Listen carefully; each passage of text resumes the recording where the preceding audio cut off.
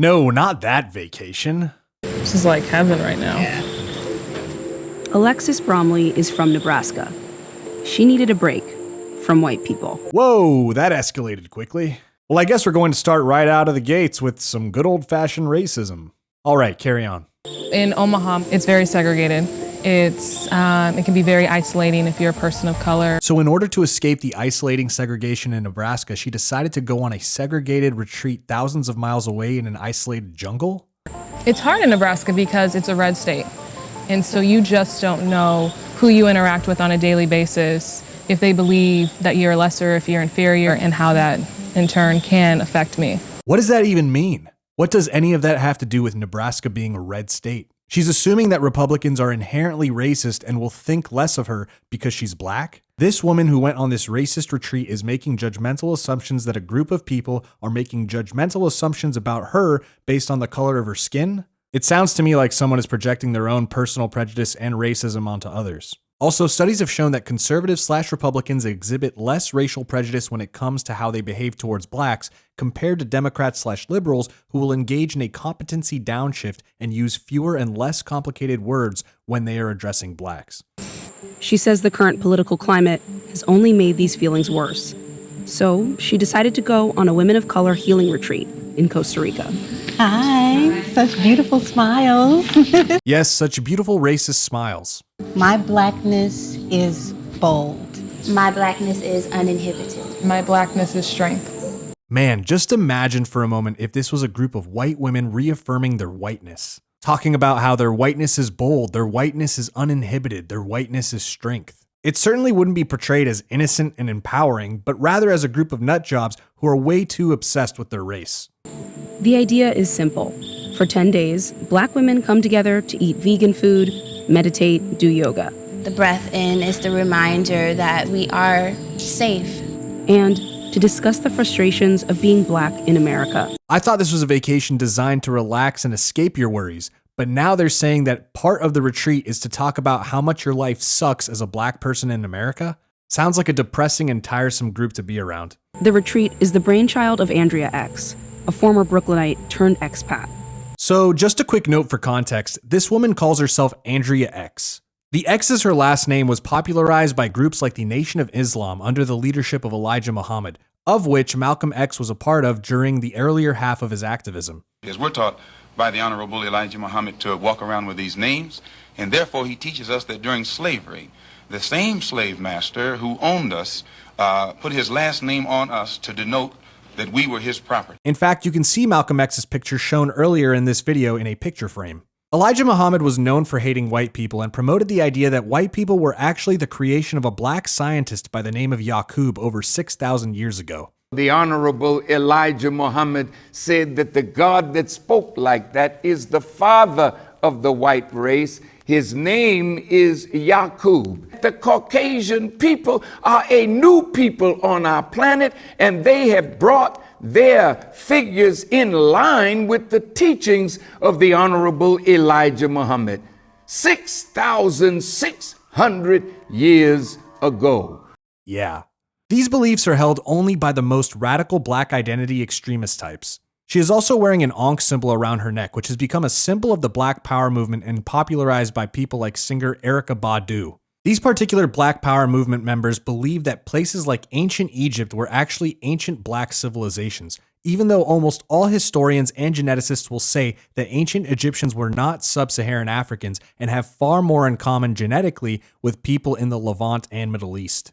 I only state these facts to give you context around the extremist black identity ideology that is possessed by this Andrea X character because it's at the center of everything she says and does in this video. We needed a safe space that was outside in the United States to hold certain conversations and just to heal. I don't think that we can do that in the United States. I think that we're suffering and suffocating and just dying every single day trying to survive there. She says in the United States, blacks are suffering and suffocating and just dying every single day trying to survive there. Now, aside from the fact that dying every single day trying to survive makes no sense, I'm going to be generous and assume that a major part of the suffering she's talking about is that blacks are being killed in America.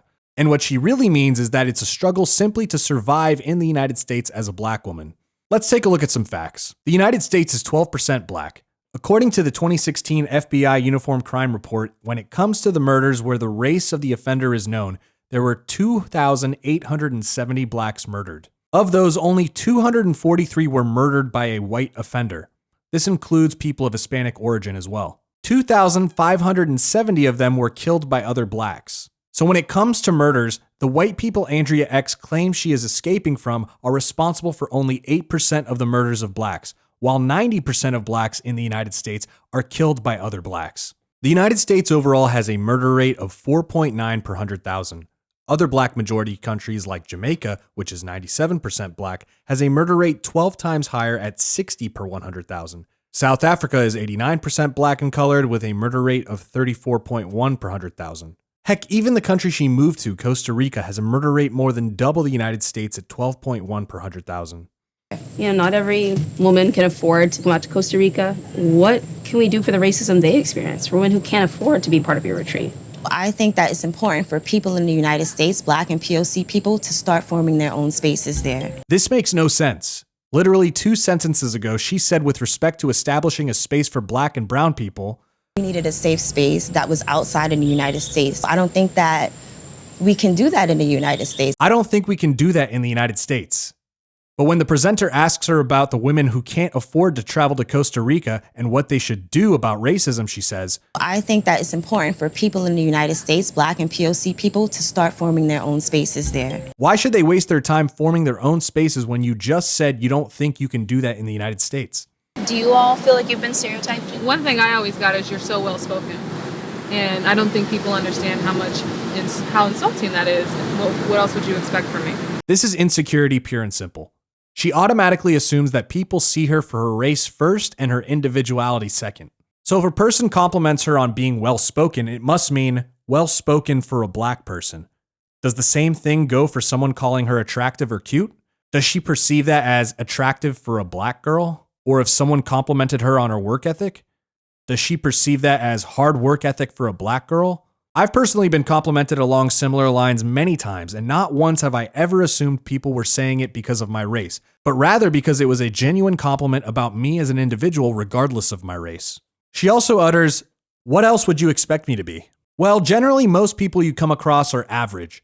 Most people aren't well-spoken or attractive or hardworking.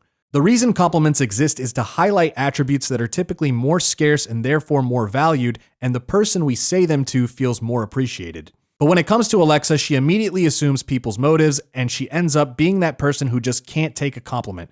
Kind of like the overly insecure girlfriend that you compliment and say, "You look beautiful tonight." And she responds with, "Are you saying I look ugly every other night?"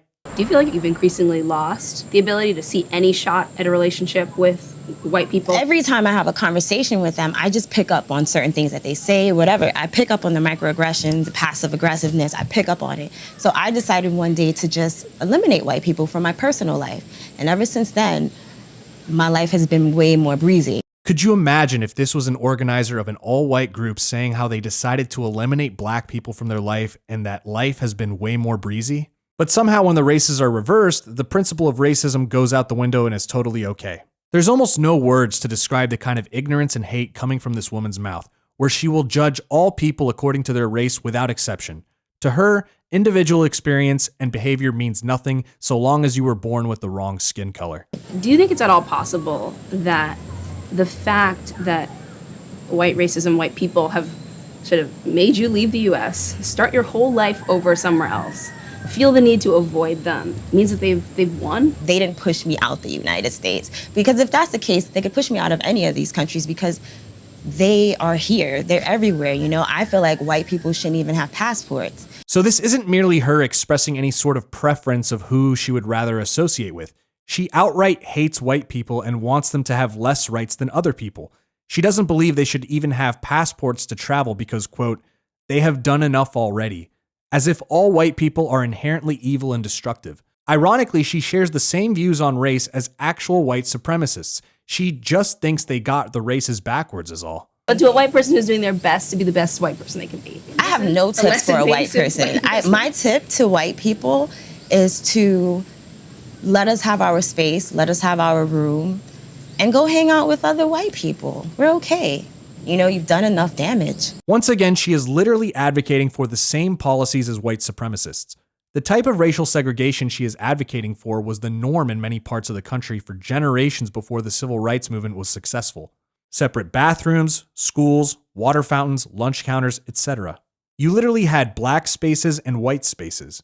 The whole point of the civil rights movement was to end segregation, but apparently now it's the new woke standard. This retreat, much to Andrea's dismay, is held at a white-owned resort.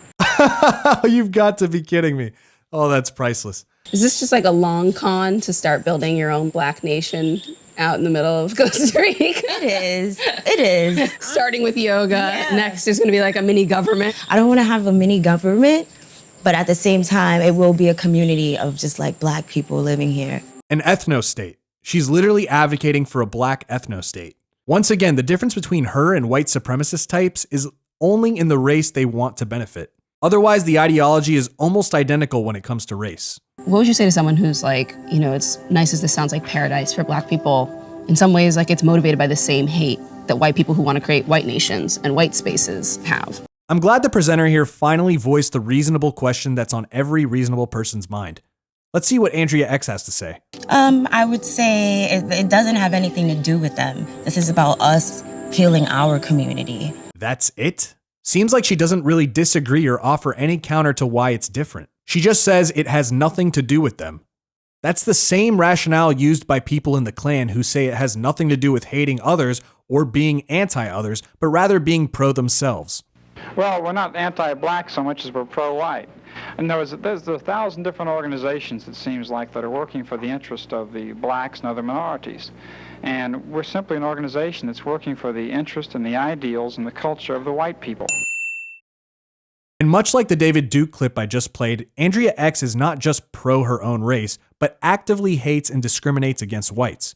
She says she doesn't believe they should have passports, she says she's eliminated them from her life, and she rejects seeing them as individuals. Anyways, guys, that's the end of the video, and I couldn't cover all the points made in the video because otherwise it would be way too long, but if you'd like to watch the original, I'll have a link for it down in the description box below. So don't forget to like, comment, and subscribe. Social media links are in the description box below, as well as merch. And I'll see you next time, bro.